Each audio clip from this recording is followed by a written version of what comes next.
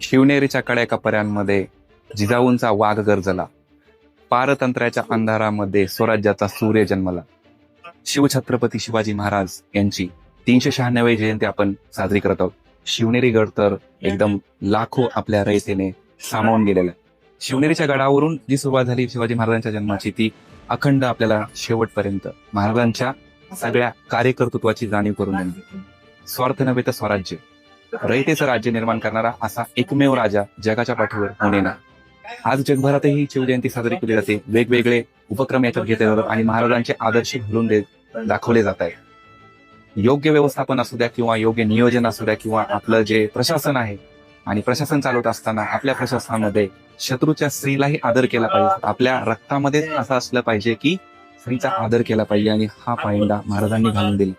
महाराजांच्या इतिहासाची जर वर्णी आपण बघितली तर फक्त इतिहासाच्या पानावर नाही तर रयतेच्या मनावर राज्य करणारा हा राजा आज आपल्याला एक महान तत्वज्ञान देऊन जातो. शिवाजी महाराज मध्ये फक्त विद्यापीठ नाही तर मोठं साम्राज्य आहे. फक्त तलवारीनेच नाही तर युद्ध कूटनीती माझा एक महत्वाचा दुवा.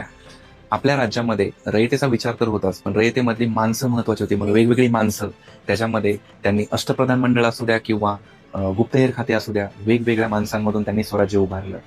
कधी कधी एक पाऊल मागं घ्यावं लागलं तरी चालेल. पुरंदरचा तह त्याला आपलं खूप महत्वाचं उदाहरण आहे. मग कधी कधी शत्रूच्या छावणीमध्ये सामील होऊनही शत्रूलाच एक प्रकारे मात करणं, मग त्याच्यात आग्र्याची सुटकेचं आपल्याला माहिती असेल. किंवा कधी कधी शत्रूला आपल्या जवळ बोलवणं, म्हणजे एक प्रकारे गनिमी कावा करून शत्रूला एक प्रकारे कोंडीत सापडून आपलं स्वराज्य निर्माण करणं आणि शत्रूला मात करणं, हे आपण महाराजांकडून शिकतो. स्वराज्याचा कुठलाही मोठा वारसा नसतानाही महाराजांनी आपल्या मावळ्यांच्या संगतीने आपलं स्वराज्य निर्मिती करायला सुरुवात केली.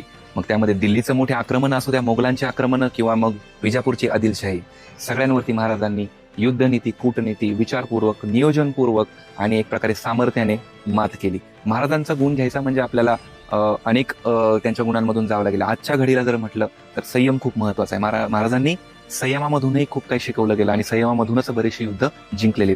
गड आज जवळपास 400 वर्ष झाली महाराजांचा जन्म होऊन, आणि महाराजांचे विचार आजही आपल्याला तेवढेच प्रेरणा आहेत. अगदी सळसळतं रक्त, अगदी अंगावरती काटा येतो महाराजांचे विचार, महाराजांचे पराक्रम बघून. आणि पुढे अनंत काळासाठी महाराजांचा पराक्रम हा यशस्वीरित्या पुढे नेला जाईल आणि तो तेवढाच आठवला जाईल. आणि तो पराक्रम, महाराजांचे काही छोटे जरी गुण आपल्यामध्ये आले तरी आपण आपलं भाग्य समजलं पाहिजे.